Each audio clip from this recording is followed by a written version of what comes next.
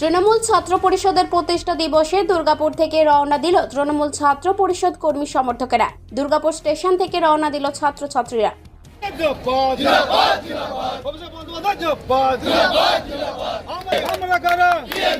দুর্গাপুরে, আসানসোলে, মন্ডলেতে, কলকাতাতে, পশ্চিমবঙ্গে টিএমসিপি টিএমসিপি টিএমসিপি জিন্দাবাদ জিন্দাবাদ।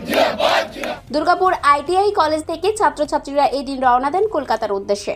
জেলার নানা প্রান্ত থেকে কলকাতার উদ্দেশ্যে রওনা দেন ছাত্র পরিষদ কর্মী সমর্থকেরা। জয় বাংলা, জয়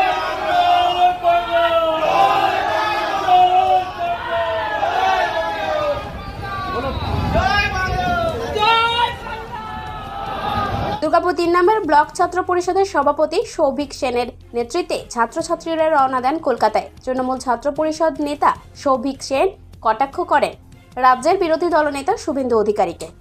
তৃণমূল ছাত্র পরিষদ আগামী একটা বছর কিভাবে তারা কাজ করবে এবং কিভাবে মানুষের পাশে থাকবে, কিভাবে ছাত্রছাত্রীদের পাশে থাকবে।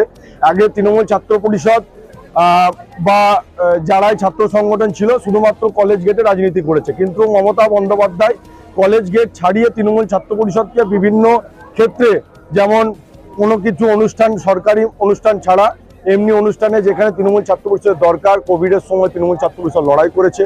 আগামী দিন মানুষের রক্তের জন্য প্রয়োজন তৃণমূল ছাত্র পরিষদ এগিয়ে আসে। শুধু তৃণমূল ছাত্র কলেজ গেটে রাজনীতি করে না, তৃণমূল ছাত্র পরিষদ সর্বত্র পাড়ায় পাড়ায় রাজনীতি করছে। এইটা আমাদের নেত্রীর বার্তা। তৃণমূল ছাত্র পরিষদ যেহেতু আগামীর মুখ, তাই নেত্রী বারবার, অভিষেক বন্দ্যোপাধ্যায় নেতা বারবার তৃণমূল ছাত্র পরিষদকে এগিয়ে দিচ্ছেন এবং আগামী দিন এই তৃণমূল ছাত্র পরিষদ থেকে আমরা লড়াই করব এবং লড়াই দেবো। আর শুভেন্দু অধিকারী একটা কথা বলেছিল যে আমরা নাকি ভাইপোর গ্যাং। হ্যাঁ, আমরা ড্যাং ড্যাঙা ড্যাং ড্যাং, আমরা 100 বার ভাইপোর গ্যাং। তো